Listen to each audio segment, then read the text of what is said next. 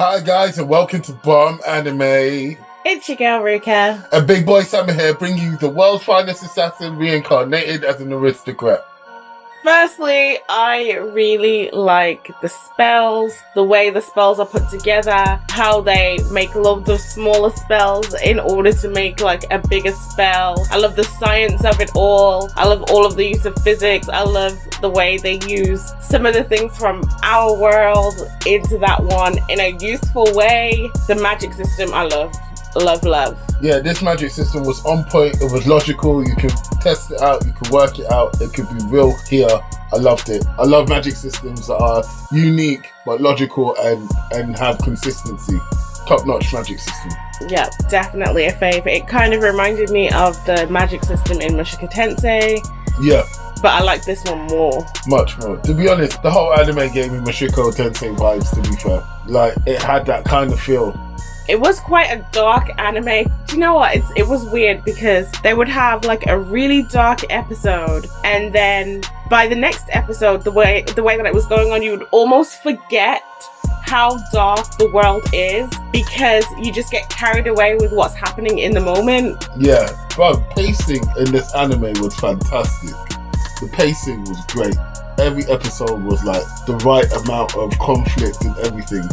I agree, but I could have done without those little midway silhouettes they were so creepy, overly suggestive, but they looked like dead people being posed in suggestive ways, it really did. And it was so creepy. Okay, I get the vibe because assassination, and obviously this anime is a little perverted. Just gonna say, like, his mom was wild, like she was out of this world wild.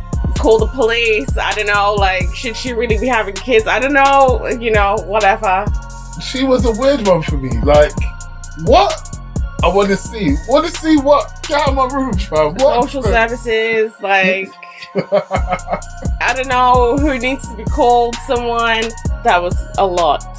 What I do love about this anime as well is the way that they broke down assassination as an art form. Like, from the fighting, the killing, the humanity, the medical knowledge, the needing to have options, everything. The way that they broke it down brought the realism to me. Even the whole come to the dark room, strip, do the kata, feel the muscles, make sure that you're growing in the right way. That was perfect for me. Great delve into the world building here. The world building was fantastic, and that's just one aspect of it. But still, it being done in a dark basement with no lights was kind of weird and creepy. Okay, I know nothing happened, but for a minute there, I actually was like, I don't know if I can watch this, if it's gonna go in this direction. Like, I don't think I can do this. I do not have the mental fortitude for this whatsoever. But thankfully, even when it did get extremely dark, they did spare us from seeing any graphics. We actually more got to see the impact it had on the person. Yeah, it made it worse. I wouldn't have been able to see it. And also, like you said, the impact of it as well. They handled that beautifully. You felt the girls crying. You felt the anger. You felt the loss when Tarte was like, come back with her after she ran so hard, couldn't walk anymore, lost all her manner, almost broke up herself, to tell the man that she loves to come back with another woman. That breakdown afterwards, bruv, there was so many windows of emotion just scattered around the episodes where you're like, you know what? Wow, these guys can write. Now, when we watched episode 1, I said that I would have preferred to be following his first life because it seemed so much more interesting, and I really didn't like the setup of this fantasy world. But now that I've watched the rest of the episode, it actually makes me like episode 1 even more, because episode 1 was like the very beginning of his story, and then somewhere past season 1, because I feel like the events that we saw in episode 1 we haven't come to yet, because he's only just gotten Dia, and when we saw episode 1 he was with Tarte and Dia. They were the two that were with him, and she hasn't been doing missions with him, so it's like I love the way they told the story. I like the back and forth of how they showed the different worlds. I feel like it was done really well. And it was something I didn't appreciate with the first episode, but I feel like seeing the rest really puts it all into perspective. 100%. Definitely doing that. I just want to ask the question. This show, I feel like this show needs some like specials or side shows, or they could do the missions. They could even do missions that he did in his first life. There's so many avenues they could take this, because I kind of want more. I feel like they gave us just the right amount. You know when your plate is just the right amount and you know you're not hungry after you eat it, but it was so tasty, you go up for seconds. I need them seconds, bro. No, I think that they should definitely do more, which they actually might. It really brings it all together, and I feel like this needs to have the same amount with this in anime form as well. Yes. What about Tarte coming into it in general? Because that was hella convenient, and you never saw the goddess ever say, yo, I'm gonna help this guy. There was none of that. That's true. Was that the goddess? Was it not? Was it convenience? Was it just a stroke of luck?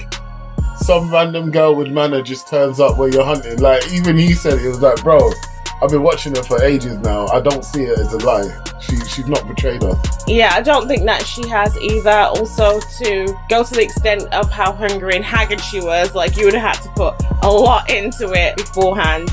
Tarte coming into it, it's very convenient, like you said. I mean, he basically got someone who has Stockholm Syndrome towards him without him having to actually put in any of the work past one small conversation and then a little re-up when he's like, I need you.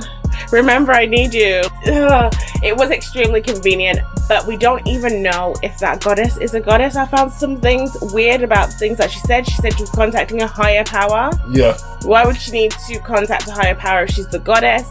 That seems like she's reporting to something, and it almost made me feel as if maybe she's an AI working for the ultimate being, and she's running simulations, if you will, but with souls. So we don't know how many of them there are out there. We don't know if there's one goddess or multiple different beings working for... We don't even know why she's doing this, because I know that she said kill the hero because he's going to destroy the world, but I don't know if I'm fully buying that. I'm wondering if the whatever is looking for something else and they're using this as a test. If you can kill the hero that's in this world, then we can use you for this other thing over here. Because it just seems like they've been doing it for at least 40 years. Every 5 years they get a new soul. It just seems odd. I agree. Like, I'm not buying the story. I'm not buying it at all. But I don't understand why, if you're the goddess, you haven't got more involvement. Oh, by the way, the person that I do want you to assassinate looks like this. And this is what they're going to look like when they reach this. And here's a crypt sheet of what they can do. And by the way, I'm only going to give you 5 abilities when they have 100. But, you know, somehow make it work. Like, at least give the name. When he said, aren't you stepping over the bounds for this world? She said, you know, oh, maybe I just got sloppy. But no one's going to buy sloppiness. Also, that also alludes to the fact that she has someone above her that can do something. But how sloppy can you be if you're doing this every 5 years for at least 40 years? Every 5 years. I mean, or was it wasn't even fully 5 years at all times, but like, come on. Whoever's doing your order is going to notice something.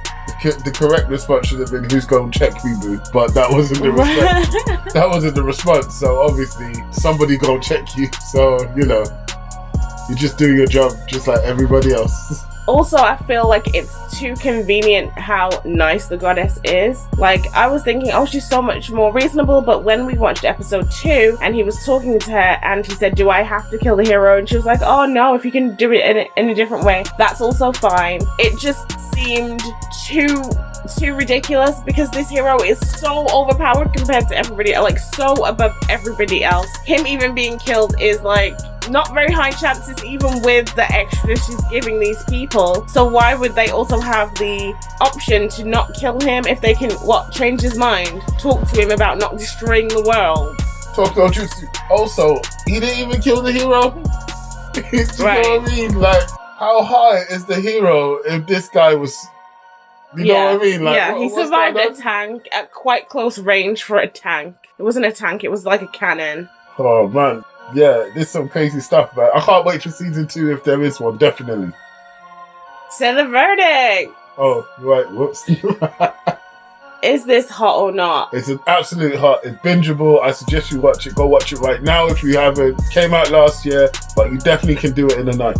So it was not a waste of time. And for me, I would also say that it was a hot. I liked it so much better than episode 1. As a whole anime, it's really good. I feel like I need to read something in relation to this and get the full story, because I know there's stuff that's missing. So guys, if you made it this far, we really appreciate it. Don't forget to like, subscribe, and share. Peace.